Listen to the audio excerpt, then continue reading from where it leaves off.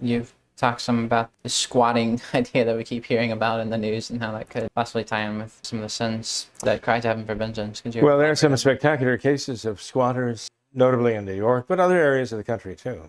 Just basically moving in and occupying property, Yeah. sometimes even occupying property and driving off or locking out the actual owners of the place. In at least one case that I remember, actually murdering the owner. And the trouble is the laws seem to back the squatters and protect them and prevent the actual legitimate owners from regaining control of their property, even to the extent in some cases that the squatters are legally protected in their possession of the place, and the owner is legally responsible for the bills, the utilities that the squatters are running up. And the owners are ones who are liable for that and even subject to prosecution in civil court. I don't know about criminal court, but in civil court if they don't pay the bills. And in some parts of the country, it's like the law of the land. It occurred to me, here we have completed the four sins that cry to heaven for vengeance. Because we already talked about these four sins that cry to heaven for vengeance, one of them being willful murder and abortion. And we see how guilty our country is of that in terms of millions and millions of babies slaughtered in the womb. That's one of the sins that cries to heaven for vengeance. Another, unnatural, immoral, impure actions, right? And again, we have these sanctioned by law now. So the people who would oppose them are held up as though they are the bad guys, they are the criminals, they're in trouble with the law if they are denying the civil rights of those who want to not only publicly engage in these things, but insist on entertaining the children with these immoral acts and so on, okay? These are perversions, they're acts against nature. They cry to heaven for vengeance. That's number two. Oppression of widows and orphans in their need, in their want. I mean, I look upon the immigration policy, so-called, of this administration, so-called, as representative of that third sin that cries to heaven for vengeance. When you are taking advantage of people, who in some cases are just desperate people, you're taking advantage of them, and you're bringing them into this country, and they have nothing. They come with nothing. And they rely on you providing everything for them. And you will provide for them until you don't. And then you dump them out in the streets. That's criminal, morally speaking. That is a sin that cries to heaven for vengeance. You're taking advantage of people in their need. Now, I admit, a lot of these so-called immigrants are, shall we say, not coming necessarily with the best motives, so, but they are being brought here for a reason.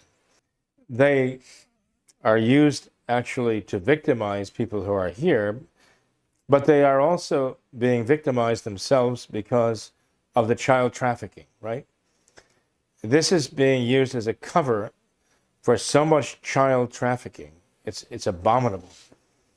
And talk about preying upon widows and orphans in their need and their helplessness.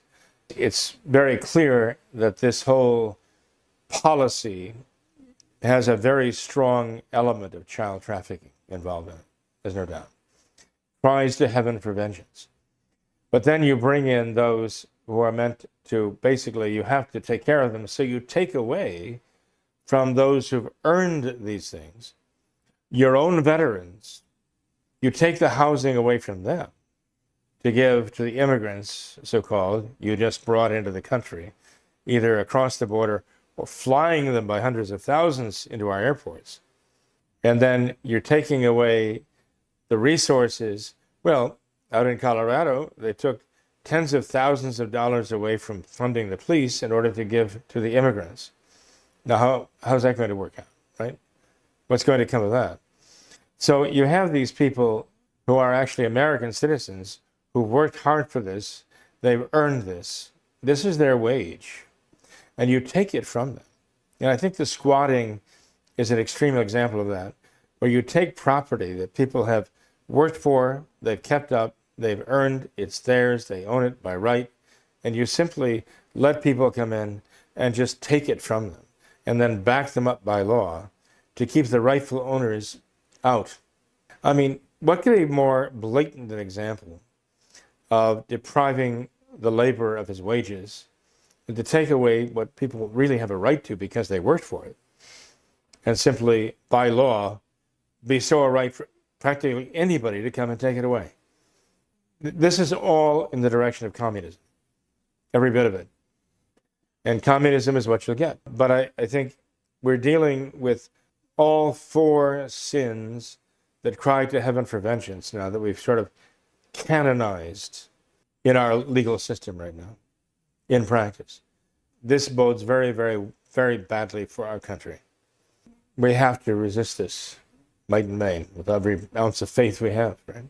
So I think the squatting question is very significant because I think it is an expression of a much deeper problem and kind of an eruption showing how really grave the situation is in our country right now and how much we are tempting God, you know.